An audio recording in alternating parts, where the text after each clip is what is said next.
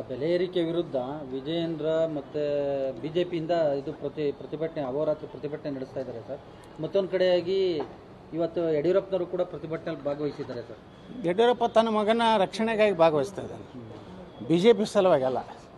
ತನ್ನ ನಂತರ ಏನಾದರೂ ಸಾಯುವುಕ್ಕಿಂತ ಮುಂಚೆ ಮುಖ್ಯಮಂತ್ರಿಯಾಗಿ ನೋಡಬೇಕು, ಇನ್ನಷ್ಟು ಕರ್ನಾಟಕವನ್ನು ಲೂಟಿ ಮಾಡಬೇಕಂತೇಳಿ, ಇನ್ನಷ್ಟು ಸಂಪತ್ತು ಈಗ ಬರೇ ಮಾರಿಸಸ್ಸು ದುಬೈ ಅಂತಲ್ಲಿಂತಲ್ಲಿದೆ, ಇಡೀ ಜಗತ್ತಿನ ಎಲ್ಲ ರಾಷ್ಟ್ರಗಳಲ್ಲಿ ಆಸ್ತಿ ಮಾಡಬೇಕು ಅನ್ನೋದ್ರ ಸಲುವಾಗಿ ಪಾಪ ಅಷ್ಟು ವಯಸ್ಸಾದ್ರೂ ಮನ್ಯಾಗ ಕುಂಡ್ರಲಾರ್ದೇ ಇವತ್ತು ಹೊರಗೆ ಬಂದು ಹೋರಾಟ ಮಾಡ್ತಾ ಇರೋದು ಈ ರಾಜ್ಯದ ಬಡವರ ಸಲುವಾಗಲ್ಲ, ಈ ರಾಜ್ಯದ ರೈತರ ಸಲುವಾಗಲ್ಲ, ತನ್ನ ಮಗನ ಒಂದು ಕುರ್ಚಿ ಗಟ್ಟಿ ಮಾಡಲಿಕ್ಕೆ.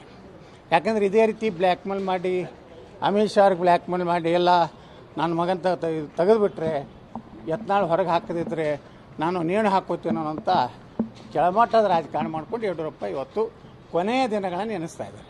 ಹೈಕಮಾಂಡ್ ಕೂಡ ಯಡಿಯೂರಪ್ಪನವ್ರಿಗೆ ಸ್ವಲ್ಪ ಎದುರೇ ಈ ರೀತಿ ನಿಮ್ಮನ್ನು ಉಚ್ಚಾಟನೆ ಮಾಡಿದ್ದೀನಿ ನೋಡ್ರಿ. ಸತತವಾಗಿ ಆ ಲಿಂಗಾಯತರು ನನ್ನ ಜೊತೆಗಿದ್ದಾರೆ. ನಾ ಹೇಳಿನಲ್ರಿ, ಅವ್ರು ಲಿಂಗಾಯತರು ಎಲ್ಲ ಪ್ರೂಫ್ ಕೊಡಲಿ ಯಡಿಯೂರಪ್ಪ. ಬುಕ್ಕನಕೇರಿ ತನ್ನ ಸಾಲಿ ಸರ್ಟಿಫಿಕೇಟ್ ಪ್ರೂಫ್ ಕೊಡಲಿ.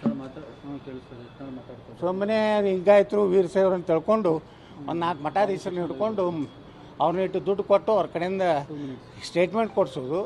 ಒಂದು ವೇಳೆ BJP ಯಡಿಯೂರಪ್ಪನ ಬಿಟ್ಟುಬಿಟ್ರೆ ಇಡೀ ಲಿಂಗಾಯತರು ವೀರಶೈವರು ವಿರೋಧ ಆಗ್ತಾ ಇರ್ತಾರೆ ಸ್ಟೇಟ್ಮೆಂಟ್ ಕೊಡಿಸೋದು. ಇಲ್ಲಿ ಮಜಾ ಮಾಡೋದು ಅಪ್ಪ ಮಕ್ಕಳು. ಇಷ್ಟಕ್ಕೆ ಸೀಮಿತ ಆಗಿದೆ BJP. ಈ ಹೋರಾಟದಿಂದ ಏನು ಲಾಭ ಆಗೋದಿದೆ? ಏನಾರೆ ನಾವು 5-6 ದಿವಸ ಕೂತಿದ್ವಿ ಬಿಜಾಪುರನಲ್ಲಿ ಅಹೋರಾತ್ರಿ. ಇವರು ಅಗದಿ ಏನು ಪಿಕ್ನಿಕ್ಕಿಗೆ ಬಂದಂಗೆ ಬರ್ತಾರೆ, ಅವ್ರ ಮೆತ್ತನೆ ಗಾದಿ, ಅವ್ರದೆಲ್ಲ AC ಇದನ್ನು ಫೆಸಿಲಿಟಿ ನೋಡಿಬಿಟ್ರೆ ಇದು ಹೋರಾಟವೋ ಏನು ಒಂದು ರೀತಿ ಅಂತಿಮ ಯಾತ್ರೆಯೂ ಗೊತ್ತಾಗ್ತದೆ. ಫ್ರೀಡಂ ಪಾರ್ಕಲ್ಲಿ ಮಲಗಿದ್ರಿ ಸರ್. ಓಹೋ, ಭಾಳ ದೊಡ್ಡ ಕೆಲಸ ಮಾಡ್ಯಾರಿ.